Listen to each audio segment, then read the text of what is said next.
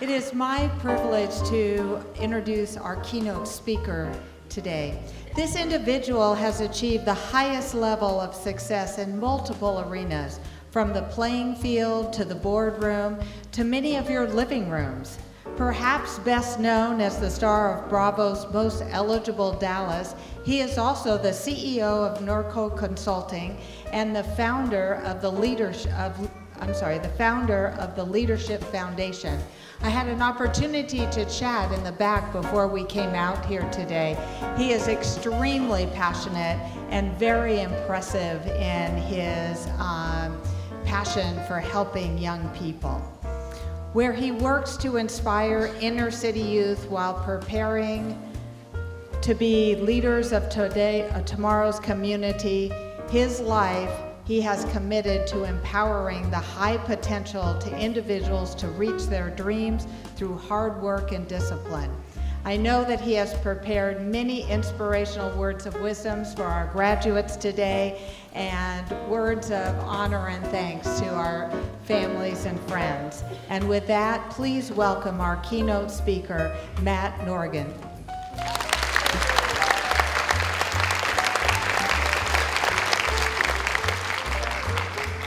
Well, hello, Fremont College. Let me see if I can adjust this a little bit. Everything is bigger in Texas, so we even have to raise this for you.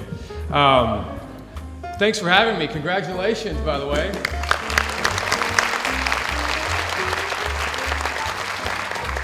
I hear there was a bit of a selection process for who was going to be able to speak today, so I am privileged to be here, and I hope that I can share some of my successes and failures that in turn help you define what your successes will be.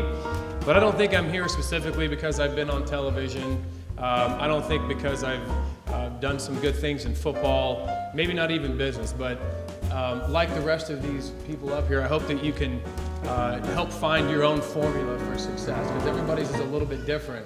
But if you hear from people that have been there and done it, I hope that you can help make your own successes a little bit easier to find. Let me start off with a little story that just happened to me the other day, which I think is very, very important. And I'm not too far off from the age that you guys are. So I kept trying to find, how do I get to my purpose in life? How do I get to be successful? And it's a tough thing to find. When you hear the old saying, you can't see the forest through the trees, you can't. You have to get there. I'm sitting down with a gentleman that I looked up to my entire life. You know, 60s, 70s, has amassed an amazing wealth in all areas of his life. And I found myself, every time I sit with him, all I wanted to do is figure out how he got there. You know, I didn't care about anything else. I just wanted to achieve that level of success. And one day, just a few weeks ago, in fact, I was sitting down with him and he said, hold on, man. He goes, you know what? I feel like all you ever want to do is be me, but he goes, I want to be you. And I thought, well, why would that be? Everybody I know in their right mind would want to be where you are right now. And he said, no, because what young people forget is they forget the most important thing in life, which is time. You never get time back, and you have to invest yourself wisely. And he goes, I'd give up the last 40 years of my life and all the things that I've been able to do to go back and do it all over again. And that made me think, wow, time is important, and don't give it away when you're young. You don't know where you're going to go, but make sure you value every minute of your life. And I promise you, if you live with a purpose, you'll get where you're supposed to be. Don't waste your time.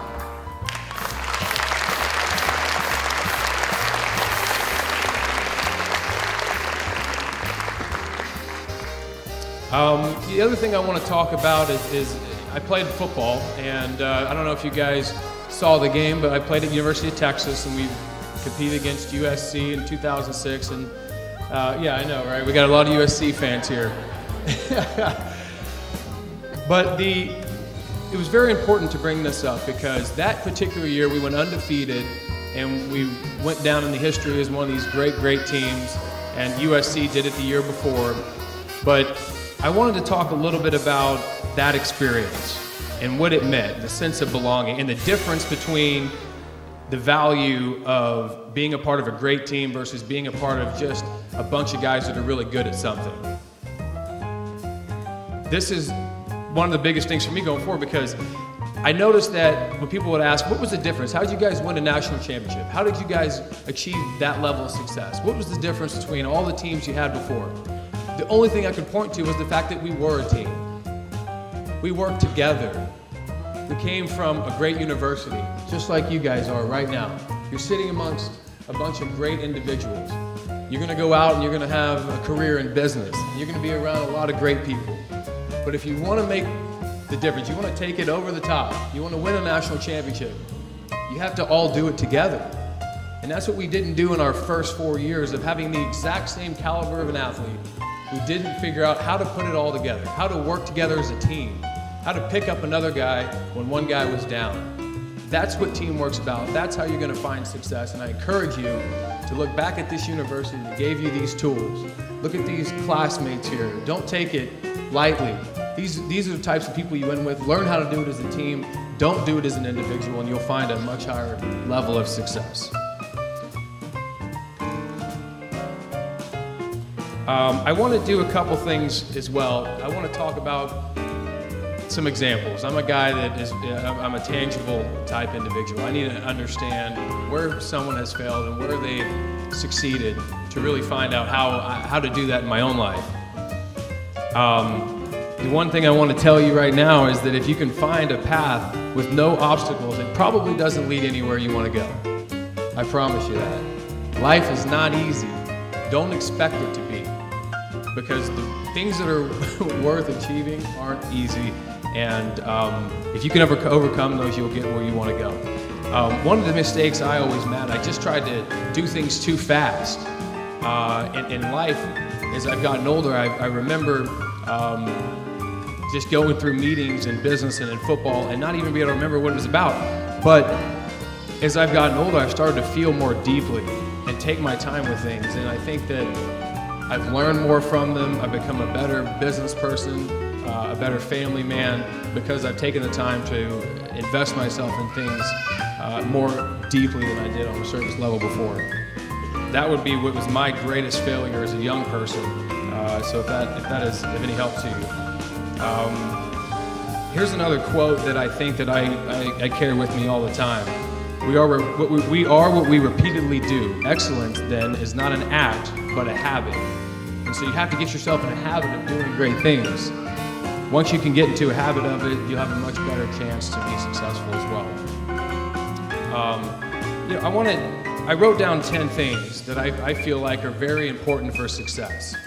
And I'm just going to go through them really quickly because I've heard Dr. K has really said a bunch of things that I wanted to in a much more concise speech. But for me, here's 10 things in my life that I think really help to get to a level of success. One, get up.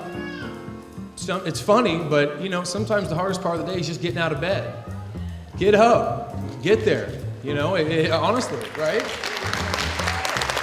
I mean, how many times did you not want to get up for class, but you did? Get up, get there. It can be the hardest part of the day. Number 9, dress up. We used to say in football that if you look good and you feel good, you're probably going to play good, right? So I think that dress the part. Be who it is you want to be. And I think you'll find yourself getting there a lot quicker. And people will see you as that person.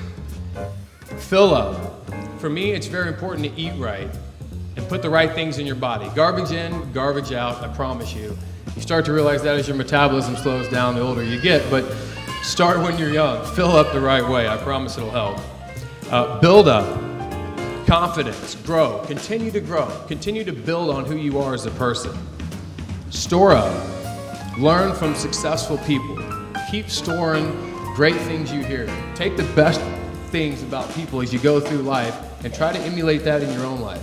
Not everybody sitting up here is going to be exactly who you want to be, but if you can take bits and pieces, ultimately you'll create the best person for you. So that's what I've always tried to do. Look up. I don't know what your faith is, but I think it's important to realize there's a greater cause out there and accept some of those things.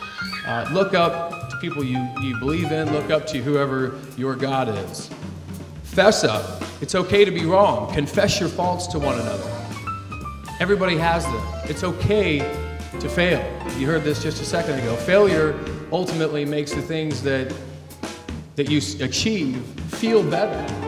It's okay to fail. Don't be afraid of failing. Someone told me one time that the only thing worse than a bad decision is indecision. Make decisions and live with them. That's the only way you're going to learn. Stoke up. Be passionate about what you're doing. Be passionate. Give up. Put aside your ego to be number one for others. Lastly, lift up. Lift up people around you. Lift up whoever your Lord is. Praise your Lord. And I think that leads right into where I'm going to end this with, and that is what I consider to be the most important message of any message that can be delivered. I started with time being important. I want you guys to all realize how important love is in your life. If you're a person of Christianity, or if you believe in the Bible, you know the two most important things in the Bible are love your God and love your neighbor. And love is the key word on both of those, okay?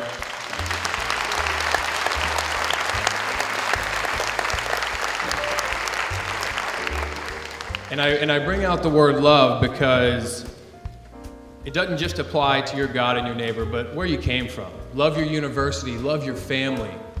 If you really want to get somewhere in life, you got to love what you do and love the people that are around you. And let me tell you how to do that. I've come up with 3 ways that I feel like you can ultimately, genuinely love things in your life. You have to rid your life of things that master you.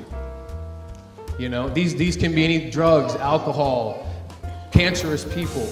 You can't be mastered by something else if you truly want to master love in your life. If you want to give love, if you want to love your work, you want to love your institution, your college, you want to love your family, you want to love your wife or your husband, don't let anything else master you but the things in life that matter the most. Number 2, create margin in your life. There's going to be error. You can't prepare for everything. Create a little margin in there, and you know, if you're supposed to spend time with your family and you're at work a couple extra hours, well, create margin for that. Find other ways to love your family.